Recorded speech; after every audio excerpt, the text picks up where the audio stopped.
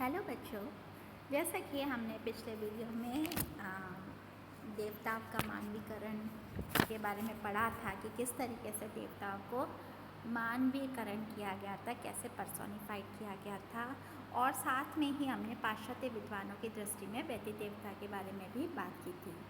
फिर बहुदेववाद के प्रादुर्भाव के बारे में देखा था और देवताओं की श्रेष्ठता के बारे में। आज हम बात करते हैं एकेश्वरवाद का प्रादुर्भाव तथा आर्यों का परम तत्व की ओर उन्मुख होना। इंद्र को सर्वोच्च स्थान पर आसीन करने के उपरांत भी आर्यों की धार्मिक जिज्ञासा शांत नहीं हुई है। यह सत्य है कि ऋग्वैदिक काल में पुनर्जन्म की स्पष्ट कल्पना नहीं की गई थी। फिर भी उनकी यह मान्यता बन गई थी कि भौतिक शरीर के विनाश के साथ जीवन का अंत नहीं होता। मनुष्य में एक ऐसा तत्व विद्यमान है जो उसके मर जाने के बाद भी बना रहता है। वह इस लोक को छोड़कर पितृलोक या यमलोक को जाता है। इस यात्रा का उल्लेख ऋग्वेद में मिलता है। इसी आधार पर तत्कालीन ऋषियों ने कहा था, सत्य एक ही है। विद्वान उसे अग्नि, यम, मातृश्वा आदि विभिन्न नामों से पुकारते। आर्यों ने उनके ऊपर भी एक परम तत्व की प्रतिष्ठा की और उसे हिरण्यगर्भ, प्रजापति तथा विश्वकर्मा नामों की संज्ञा दी। एकेश्वरवाद की यही पराकाष्ठा मानी जाती है। इसी एक तत्व को आर्यों ने सत्य नाम से पुकारा। इस प्रकार ऋग्वैदिक आर्य इस निष्कर्ष पर पहुंचे कि सत्य का ज्ञान ही आत्मा का ज्ञान है। संसार के विभिन्न जीव, विभिन्न शरीर अवश्य धारण किए हुए, पर उन सब की आत्मा एक ही है। मोहजनित भेदों को छीनकर उसे परम सत्य से साक्षात्कार करना ही आर्यों के जीवन का परम लक्ष्य बन गया और इस लक्ष्य की साधना से ही वे परम तत्व की ओर उन्मुख होने लगे। वैदिक जीवन दर्शन। ऋग्वेद युगीन आर्यों का जीवन के प्रति निष्ठा, आस्था और अनुराग था। वे अपनी कर्मठता और निष्ठा के आधार पर समन्वय और अनुशासन का अनुकरण करते थे। वे संसार त्याग अथवा सागर से विरक्ति लेने को उद्यत नहीं थे। वस्तुतः वे प्रवृत्ति मार्गी थे, निवृत्ति मार्गी नहीं। विवाह के समय आर्य जीवन पर्यंत पत्नी, पुत्र, पौत्र तथा समृद्धता से संपन्न रहने की कामना करता था।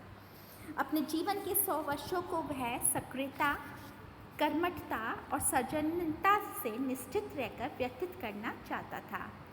ऋग्वेद युग में न कभी नरक के विषय में सोचा जाता था और न मोक्ष के संदर्भ में। जीवन के आनंद, सुख और वैभव के प्रति लोगों का आकर्षण था तथा वे विश्वासपूर्वक कार्यशील रहते थे।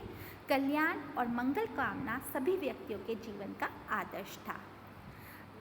नेक्स्ट हम आते हैं ऋग्वैदिक धर्म के स्रोत। जैसा कि ज्ञातव्य है कि प्राचीन आर्य धर्म के स्रोत वेद है। धर्म, अर्थ, काम व मोक्ष चतुर्वर्ग प्राप्ति के साधन वेद ही माने गए। विश्व में सर्वतः प्राचीन वैदिक धर्म के विशद ज्ञान अर्जन के लिए वेदों को ही मूल स्रोत रूप में सर्वोत्तम एवं पूर्ण माना जाता है। वेद मंत्र ऋषि महर्षियों के तपोमय चिंतन एवं अंतर्दृष्टि से किए गए मनन से ही अभिव्यक्त हुए हैं। इसलिए ऋषियों को मंत्र दृष्टा कहा गया है। ऋषियों मंत्र दृष्टारः। वेद शब्द ज्ञानार्थ विद धातु से बना है, अतः वेद शब्द का अर्थ किया जाता है जिसके द्वारा ज्ञान प्राप्त किया जाए। सत्तार्थक, विचारणार्थक तथा प्राप्त्यर्थक विद धातु से भी ध्यज या अच्छ प्रत्यय करने पर वेद शब्द निष्पन्न होता है। अतः ज्ञान राशि का पर्याय वेद कहा जाए तो उचित होगा। वास्तव में वेद विविध ज्ञान विज्ञान की राशि रूप, भारतीय संस्कृति के आधार स्तंभ, कर्तव्य व अकर्तव्य के कार्यों के निर्देशक तथा जीवन के उन्नायक माने जाते हैं। वेदों से विश्व हित का संपादन हुआ है, सदाचार के स्रोत तथा सुख व शांति के प्रदायक माने गए। इसलिए वेदों को समस्त विद्याओं का कोश, वेदस्य सर्व विद्या निधान तत्वम कहा जाता है। ऋग्वेद। अब हम ऋग्वेद पर आते हैं। वैसे 4 वेद है तो हम सबसे पहले ऋग्वेद के बारे में पढ़ते हैं। ऋग्वेद जो कि संस्कृत साहित्य विश्व का सर्वतः प्राचीन साहित्य है और ऋग्वेद विश्व साहित्य का प्राचीनतम ग्रंथ है। ऋग्वेद के काल से ही आर्यों में आस्तिक धार्मिक विचार द्रष्टव्य होते हैं। प्राचीन ग्रंथों में ऋग्वेद की 27 शाखाओं का उल्लेख हुआ है। इनमें शाखला, वाशकला, आश्वलायना, सांख्यायना और मांडुक्या प्रमुख है, किंतु संप्रति ऋग्वेद की शाखला शाखा ही उपलब्ध है। इसमें मंडल, अनुवादक और वर्ग 3 विभाग है, जिन्हें क्रमशः अष्टक, अध्याय और सूक्त भी कहा जाता है। इनकी संख्या के संदर्भ में विद्वानों में गहरा मतभेद है। समग्र शाखला संहिता में 10 मंडल है और वे इन मंडलों में 1028 सूक्त है। कुछ मंडलों में परिवार मंडल की परिभाषा दी गई है। इस परिवार में द्वितीय से सप्तम मंडल परिगणित है। इस संज्ञा का कारण है इन सूक्तों का वंशानुगत क्रम से विभिन्न ऋषियों के साथ संबंध होना। परिवार मंडल के मुख्य ऋषि है गृत्समत, विश्वामित्र, अत्रि, भारद्वाज तथा वशिष्ठ। कर्ण तथा उष्णस को अष्टम मंडल का संयुक्त प्रणेता कहा जा सकता है। ये दोनों ऋषि गायक जाति के बताए जाते हैं। इनमें कुछ स्त्रियों के नाम भी सम्मिलित है। उनमें लोपमुद्रा प्रमुख है। लोपमुद्रा राजकुल में उत्पन्न हुई थी। वह विदर्भ राज्य की कन्या तथा अगस्त्य ऋषि की पत्नी थी। लोपमुद्रा के अलावा विश्वाधारा, घोषा तथा शची का भी ऋग्वेद में पर्याप्त सहयोग रहा था। ऋग्वेद के 4 अंग हैं: संहिता, ब्राह्मण, आर्यनक तथा उपनिषदा।